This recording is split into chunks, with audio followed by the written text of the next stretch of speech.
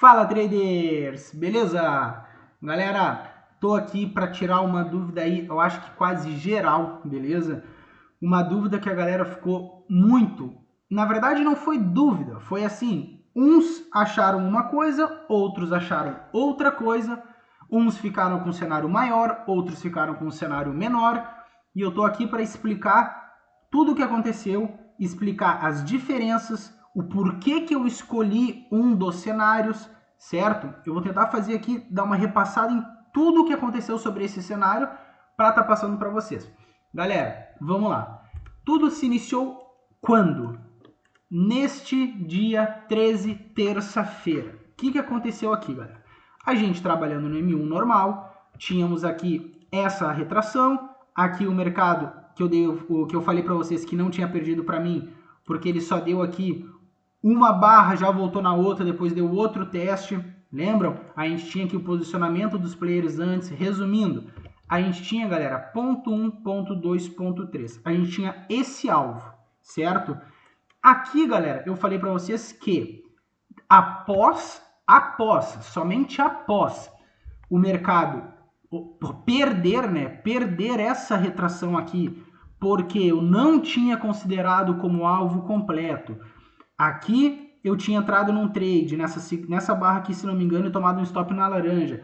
Eu falei para vocês o quê? Galera, após o mercado romper, eu identifiquei que aqui seria um alvo cumprido. Por quê?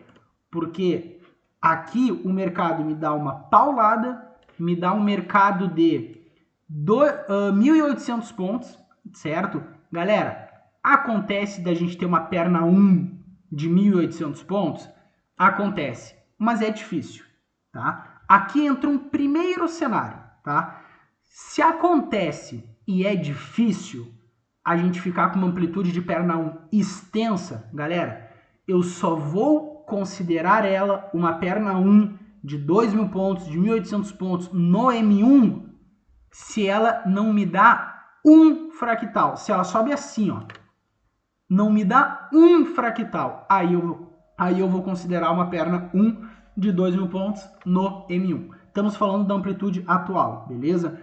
Galera, se a gente refizesse essa leitura com comprimento de alvo, mas por que comprimento de alvo? Galera, a gente não coloca o nosso stop, o nosso alvo sempre um pouco acima do 100? Ele faltou 110 pontos para pegar. De uma pernada aí de 1.121, era mais ou menos 10% para pegar o nosso alvo. Ou seja, a gente poderia, revendo a leitura, tá considerando um alvo completo depois que o mercado já tinha subido. A gente está reajustando a nossa leitura. Para quê? Para tentar pegar um ponto de trade passado, não pegar um ponto de trade, para tentar localizar um ponto de trade que já passou, que já teríamos dado trade, para a gente estar refazendo a nossa leitura e estar trabalhando mais perto do preço. Galera, isso tudo é para quê? Trabalhar mais perto do preço, certo? Aí o que acontece? A gente refazendo a nossa leitura, considerando o alvo completo, beleza? Eu até falei no vídeo de terça-feira que isso daqui para mim estava me dando muito uma cara de alvo completo, mas que eu acredito sempre na minha leitura e que eu estava acreditando que se ele voltasse, ele ia fazer um teste aqui para cair. Esse era o meu cenário, até que ele me provasse o contrário. Ele me provou o contrário. Mas aqui eu já estava com leve indícios de que ele não iria vir buscar, mas não tem problema. Outra coisa, o que eu falei no aulão? Galera? Galera, se vocês estão com dúvida na leitura, alguma possível leitura dupla, sempre pesem para o lado que mais tem volume no mercado. Qual que era o lado que mais tinha volume no mercado? O vendedor. Ou seja, me reforçando que eu poderia estar confirmando um cumprimento de alvo. Beleza? Mais um ponto. Beleza. E a gente vê que se a gente considerasse como alvo cumprido e tivesse traçando a nossa significativa, a gente tinha aí, galera, um mercado que nos daria um trade, beleza? Nos daria um trade e um mercado que nos daria um alvo. Ó, o primeiro aqui, certo? Ah, não buscou, beleza. Buscou o fractal, foi lá, buscou o alvo do fractal, buscou o alvo maior, delas por elas. Eu só não coloquei aqui para já antecipar o movimento, mas tá aqui, beleza? O mercado cumpre um alvo, sobe, nos dá um topo lá em cima, a gente traçaria a nossa significativa e estaria tendo o mercado deste modo na nossa mão, beleza? Então assim, galera, olhem a diferença da gente ter uma onda 1 sem ter o alvo completo, apenas uma onda 1 de inversão, do que a gente já ter revisto a leitura e considerado isso como uma onda 1, 2, 3 que cumpriu o alvo e que a gente tem uma significativa lá no topo do mercado, certo? Porque, galera, eu vou tentar frisar o máximo possível, vou tentar falar com a maior clareza possível para trabalhar mais próximo do preço. Eu, Léo, se eu tenho uma perna de 2.000 pontos, perna 1, e ela me deu alguma possibilidade de trade, galera, eu vou ajustar a leitura. Se eu tiver a possibilidade de ajustar a leitura do ciclo anterior, eu vou ajustar a leitura para estar considerando um ciclo atual menor, certo?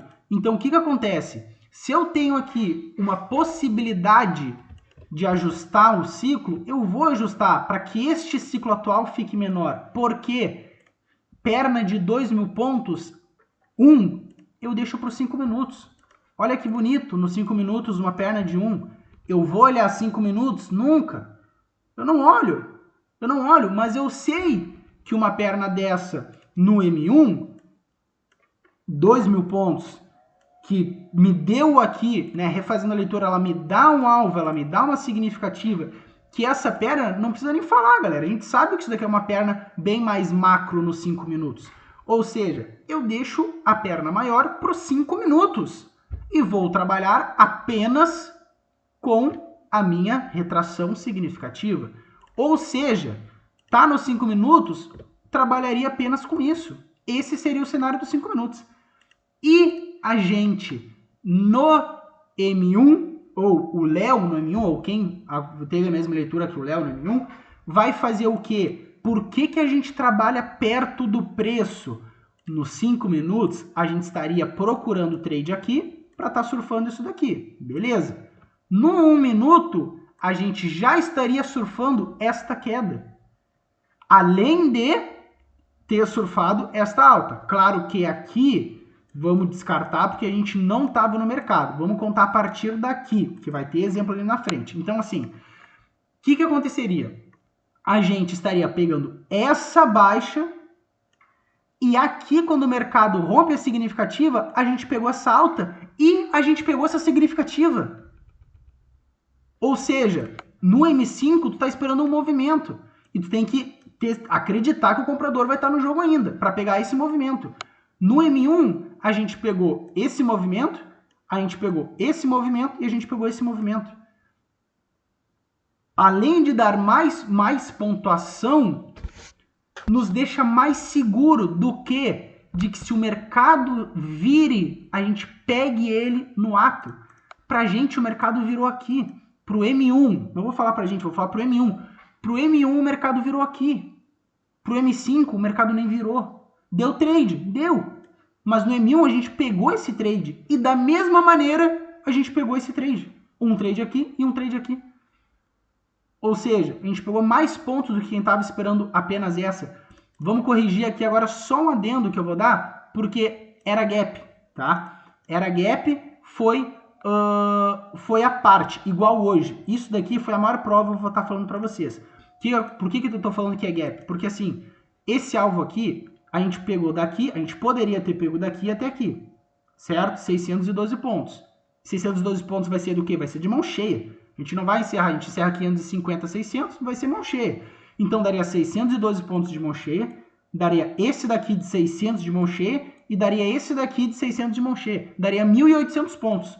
E no M5, quem acordou aqui e entrou num trade já, pegou aí 1.400, certo? Acreditando no alvo. Ou seja, a gente pegou mais pontos trabalhando mais próximo do preço. Vou dar a exceção de novo. Porque a gente não pegou esse alvo completo, porque foi gap, porque o mercado acabou, certo? Mas o alvo que a gente estava esperando era ponto 1, ponto 2, ponto 3. Exatamente ali, certo? A gente ainda deixou, vamos supor, de ganhar aqui 222 pontos. Porém, olhem a diferença. vou frisar mais uma vez, no M5, esperando apenas esse movimento. O M1 nos dando este movimento e este movimento. Ou seja, a gente não perdeu nada que o M5 pegou. Beleza? Vamos para o M1 de novo. Cumpriu um alvo de baixa, ponto 1, ponto 2, significativa, ponto 1, ponto 2, ele vira, a gente pegou o trade aqui no fractal, na retração maior, desculpa, ó, ponto 1, ponto 2, pegamos o trade na retração maior, ponto 1, ponto 2, surfamos, mercado dá um topo, significativa, mercado nos dá mais um teste numa agulhada linda laranja para a gente estar pegando o resto com a expansão 1, 2, 3 e está encerrando abaixo do 100 que a gente sempre faz, pegando mais 600 pontos. Beleza? Show de bola. Aqui, galera, entra outra situação. Este é o primeiro cenário, tá? Esse é o primeiro cenário de que M5 pegou isso, M1 pegou isso, isso e isso. Beleza. Agora a gente tem uma outra situação. Se no M1 ele cumpriu o alvo, nos deu topo, a gente tem que estar traçando a nossa significativa novamente. O mercado nos dando o teste, subindo, dando uma onda 1 complexa, ficando trabalhando e perdendo. Beleza? No M5 o cenário era diferente. O cenário era ponto 1, ponto 2, significativa, ponto 1, ponto 2. E o mercado testando. O mercado testando uma vez e duas, beleza? Dando o trade aqui de 500 pontos e dando o trade aqui de 460 pontos. Show de bola. Esse é o cenário do M5 e o cenário do M1 era o mercado perdendo, certo? O stop aqui, certo? Nesse momento que eu tomei aqui também bem curto, 70 pontos, 80 pontos. O mercado virando comprador, perna de alta, ponto 1, ponto 2, ponto 3, defendendo o ABC, dois trades, um de 387 e outro de 547, porém cumprindo um alvo. Certo? Sempre abaixo do 100 um pouquinho, cumprindo o alvo. O que aconteceu? Olhem a situação. No M1, se cumpriu o alvo, o que a gente vai fazer? Vamos clicar ponto 1, ponto 2, significativa, ponto 1, ponto 2. O mercado dormiu vendido, certo? E no M5, o mercado apenas dormiu testando a significativa. Enquanto, aí que tá, galera, o porquê que o Léo usa o mercado curto, o porquê que o Léo usa o M1, por que o Léo não olha M5, galera, eu não peguei isso daqui, esse gap, porque foi gap. Se fosse mercado rolando, eu tava dentro. Se fosse mercado rolando, eu tava dentro. E o M5 ia pegar o quê? O M5 ia ter que esperar romper, vir dar um teste para tá pegando. E se ele não dá teste? E se ele arranca? Entendeu? Tá certo que o nosso alvo era menor que o gap. O nosso alvo era menor que o gap. Mas eu já estava sabendo que o mercado era vendedor. A minha leitura já era de mercado vendedor.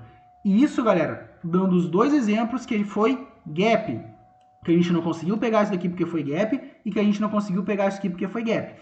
Porém, tem uma situação. Se o mercado tivesse aberto aqui, voltando, testando uma possível outra significativa e caindo, a gente já está no trade igual. Igual quem do M5 já está no trade. Mas aí o alvo já seria diferente. Porque se é uma onda de inversão, estaria procurando... Se ele nos dá aqui, ó, vamos desenhar aqui. Se ele abre aqui e nos dá um teste, M5 estaria virando para venda e estaria pegando essa expansão. Se o mercado fosse cumprir. Se o mercado não fosse cumprir, já ia ter que traçar onda 1 complexa, já ia mudar todo o cenário. Enquanto M1 em significativa ia ter o alvo completo, ia estar baixando cada vez mais a significativa. Para quê? Para estar pegando uma inversão do movimento no seu início, para estar surfando o resto. Então assim, galera, mais uma vez, o porquê que eu trabalho no M1 para trabalhar mais próximo do movimento. Enquanto M1 virou para venda aqui, enquanto M1 virou para venda aqui, o M5 ia virar para venda só se rompesse aqui. Galera, são 500 pontos de diferença. É 500 pontos que o M1 poderia estar surfando, enquanto o M5 ainda estaria pensando em compra.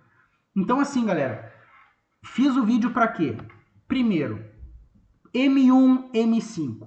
M1, tu sempre vai trabalhar mais próximo do movimento, tu vai trabalhar com as giradas do mercado mais próxima. Lembram aquilo que eu falo? Pô, Léo, mas subiu aqui 1.600 pontos e com uma pernada de 360, 330, 40, tu já sabia que era vendedor? Já sabia. Agora, no M5, não. O M5 vai ter que esperar essa perna aqui. Galera, tem cenário certo e cenário errado? Não tem. Deixa eu frisar isso bem. Não tem cenário certo e cenário errado. Beleza? Ó, não tem cenário certo ou cenário errado. Quando?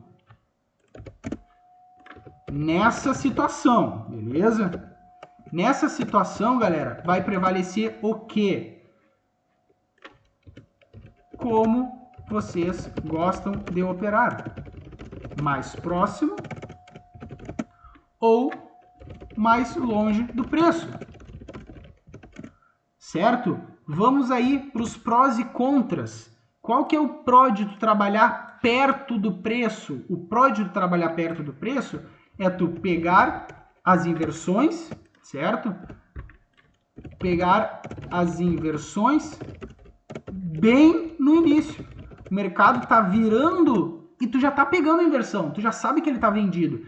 Agora, se tu tá trabalhando num M5, num gráfico maior, tu não vai pegar. E qual que é o pró de tu trabalhar num M5? É que tu vai ter alvos mais longos, em consequência, stops mais longos, né? Porém, isso a gente no M1, que nem eu mostrei para vocês, a gente pode estar compensando isso com as inversões bem no início do movimento, certo? O alvo do M5 não era isso daqui tudo? Não era 1.500 pontos? Era. E a gente no M1 não viu a invertida do mercado aqui no início e pegou isso daqui? Pegou. E além de ter pego essa caída, porque a gente já tinha invertido aqui também. Enquanto no M5 era apenas um ABC de correção.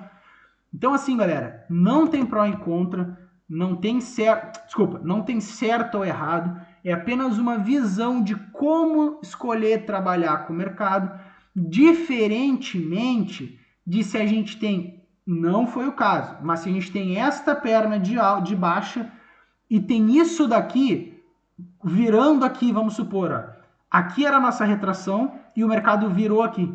E a gente não tinha como rever o ciclo. Aí não tem o que fazer. A gente vai ter que trabalhar com essa onda 1 inteira. É 1.800 pontos, mas eu não tenho o que fazer. Aqui eu tinha a possibilidade de estar revendo o ciclo e estar considerando uma nova leitura que ia me deixar mais próximo do movimento.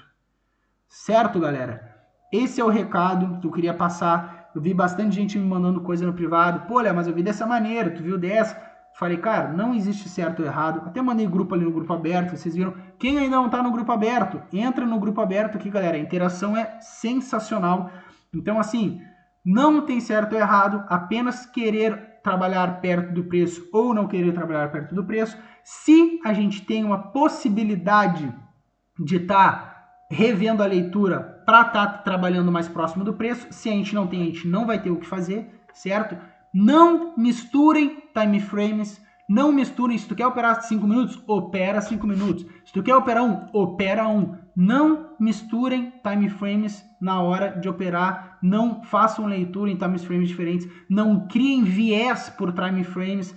M5, o mercado estava comprado vindo testar a retração, o M1 estava vendido vindo testar a retração, certo? O M5 estava testando significativa, o M1 estava virando vendedor, e o M1 já era vendedor, certo? Então assim, M5 pode ser comprador, M1 vendedor, M1 comprador, M5 vendedor. Não misturem leitura, não criem viés por time frames diferentes.